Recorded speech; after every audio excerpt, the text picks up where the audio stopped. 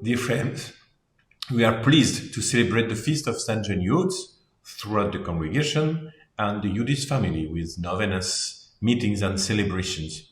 We are proud of that Saint John Eudes is our founder. He continues to teach us and we find in him our profound inspiration, as the Constitution said, number 14. I would like us to be able to celebrate this feast and honor our founder by renewing our desire for greater fidelity. In particular, according to three characteristics of the John Eudes life that he transmitted to us as a treasure, as a precious heritage. As Father John Eudes said, the rule of rule is charity. We have taken up this expression in our Constitution. It's our great treasure, the love of God, the love manifested in the hearts of Jesus and Mary. It's our project of life, which must inspire all acts of the community according to Constitution 44. We celebrate together the Jubilee of the Heart of Jesus, glorifying this great thing and placing it at the center of our Eudes life. The call of John Eudes is the call of the Gospels. Jesus tells us that it's through mutual love that we are known as his disciples. It's a call to which we respond every day in the concrete conditions of our community life and our missions.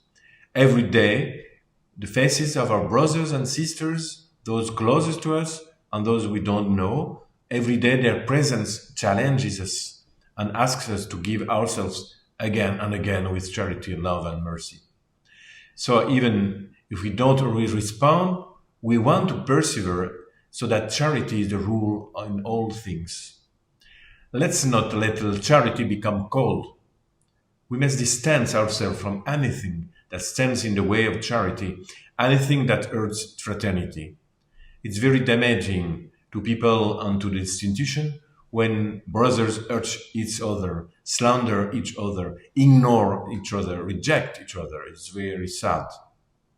Charity can repair everything, but not without truth, because love and truth meet, justice and peace embrace, as Psalm 84 says. John Eudes also told us that the community is a school of holiness for all who come to it. And our constitutions repeat the same expression in number 35. Our founder has ambition for us, the ambition of our noble Christian vocation, which the Second Vatican Council brought back into honor. All baptized called to participate in God's holiness. It's all called to share God's life, all beneficiaries of God's grace. Our response to the call to holiness takes concrete form in the relationships and in all our whole lives. Our constitutions gives us very clear guidelines for progressing along this path. Let us enjoy reading and meditating on them together. Holiness is about the way we share. It means how we share our missions, our money, about the way we work in the spirit of collaboration and synodality, about the truth of our personal commitments with no double life, no monopolizing of a community assets, no careerism. It's also our desire to be one body, to share in the destiny of the whole congregation.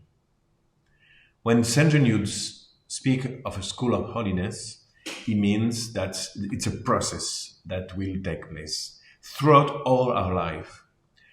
We have offered our life to Christ in the baptism, and we give it to him every day.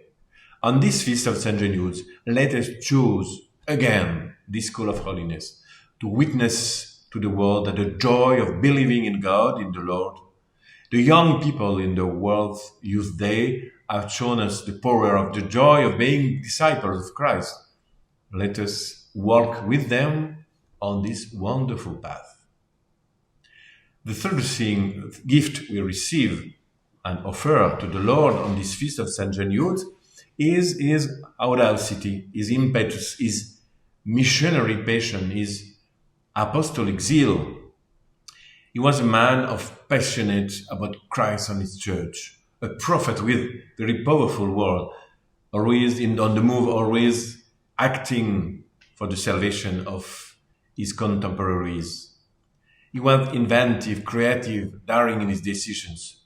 He didn't seek the easy way out or the quiet rhythm of a system that turns on itself. Let us be passionate about Christ and mission. In the book of Revelation, one word wakes up. So, because you are lukewarm, neither hot or cold, I am about to spit you out of my mouth. It's very hard, but we have to hear this. Lukewarmness, the comfort zone, the refusal of change, spiritual worldliness, according to the Pope. All these things, all these attitudes provoke disgust. Let's not let mediocrity threaten and win. But let's look out our founder, our brothers martyrs.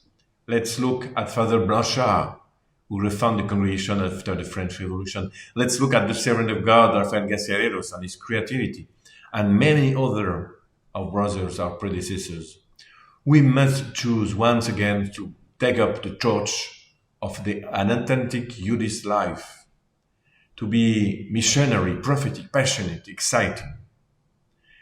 The General Assembly has given us precise guidelines. It's now up to us to put them into practice with zeal and apostolic effectiveness. So, charity, holiness, and zeal, these are three characteristics of Saint John Eudes. We want to honor him by living them here and now. Let's help each other more forward and celebrate the feast of Saint John Eudes with joy. So, very happy feast day and God bless you.